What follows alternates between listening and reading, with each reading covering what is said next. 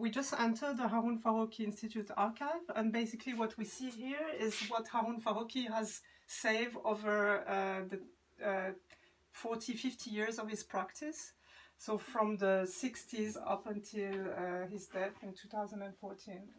So we have, on the one hand, we have materials, breast outtakes that covers his production. We've kind of did an inventory, a rough inventory, but we try to keep his own kind of like way of storing, which is around clusters and projects. Sometimes we kept boxes as well, where you can see his handwriting with like names of projects.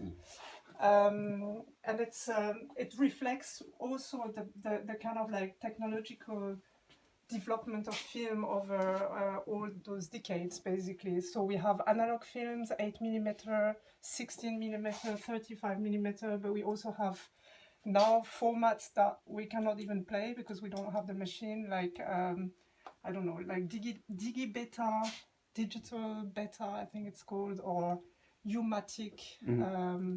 Actually, we have very little, we have a lot of VHS, SVHS, and after, in around 2000, then the production goes really on the digital kind of like platform computer, and there we don't have much stored here. So he's also been, between 1974 and 1984, he's been the editor of Film Critic. So this is what you can see here. Those are like copies of the Film Critic he has kept. They were about to be thrown away. So, they were somewhere stored in a cellar, and then he rescued them. So we kept, I mean, we have a lot of them. There's another shelf with like more and more, but this is what we've archived, and this is what we keep for archive purposes. So it's a bit dark, but it goes further in that direction. We also have a bit of paper documents, so mainly, let's say, research and production correspondence, bills, some scenarios, but it's very fragmentary, let's say, so it's not a systematic kind of document archive, but we made very interesting found in there. And then, of course, we archive our own kind of production. So this is the other part. We have here, like, basically the publications that we published in the last 5 years. We've done 14 Hafi publication, but there is also like the writings of Farocki, which it's like 6 volumes. We just released volume number 5. So this production is also stored there, partly stored there. We have like the 2 monitors that Farocki used to use for his editing. It's actually, we can see them in one of his film installation, his first installation called Schnittstelle Interface, I think. They're here. They're also in the installation from 1995. And then we have here like his VHS collection, which we are now trying to sort between the one that he kind of like had privately, and also the ones with the little red dot are the ones that were in his editing room. So they're more kind of like work-related films from co-workers and so on. Like Heinz. Exactly. Yeah, so how many items here? I don't know. You lost count. I lost count, yeah. No, I mean, I could have I mean, we have like, we inventorized the audiovisual material, so there I could make an estimate. I don't know it by heart. You know, by heart. But it's interesting because like after he passed away, all these things, left from him. But Did you also have the situations like, you know, when someone found something they found it relevant to this archive, they will also donate to you? Yes. Okay, so it's growing too. Yes, exactly. It's on the other side. I have one shelf with like the donation. Usually, it's. I mean, he had a very like a network of people he worked with over decades, and usually some of them had approached us and gave us like what they had themselves archive about the project on which they work with Farocki, and this we keep. So there is like Rolf Aurich gave us things. He gave us a lot of things. It's in the office actually because we want to do a kind of like an overview of what that is.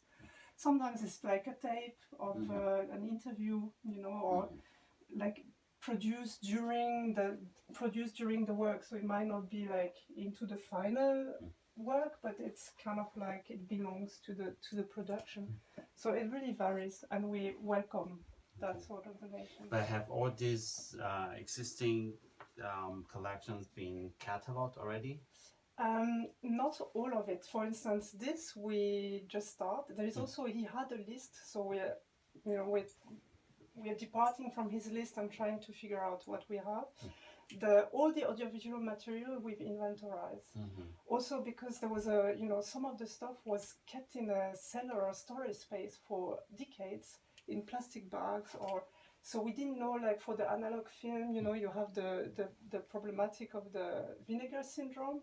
So we like the main priority first was to open all those film boxes and check that the material in which Condition the material was, because also this vinegar syndrome is very contagious. Oh, okay. So The we had the Arsenal. Arsenal next to us with the 10,000 film copies, so we wouldn't want that to spread. I mean, it would be a disaster.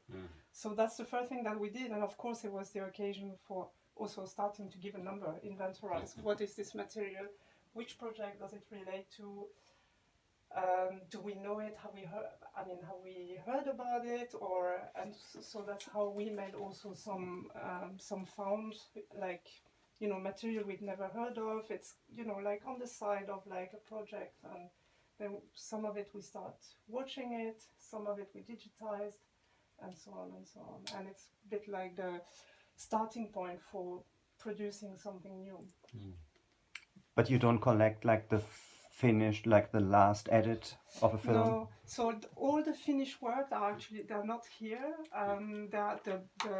So the analog finished work is at the German Cinematheque in Berlin.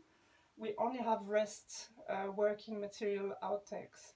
And that we make this separation quite clear. And I think for the German Cinematheque, what we have, I mean, we work in collaboration with them, of course. They came here. We also had workshop about archiving, because none of us are professional archivists. But for them, you know, this material is not interesting because it's, you know, they're interested into the finished work, which they also digitize. They have the digitized file about it, and so on. And distribute then? But the distribution is more taken care of by Antje Eman, who was the partner of Harun Farocki, and she's running the Harun Farocki, what used to be the Harun Farocki film production. So she's running it, and all kind of requests for showing the work in exhibition context, cinema context, go through her, and she works of course in collaboration with the Deutsche Kinemathek, because they have the analog film copy. I mean, nowadays everyone shows DCP, so she has the files as well. So that's the constellation. Thank you.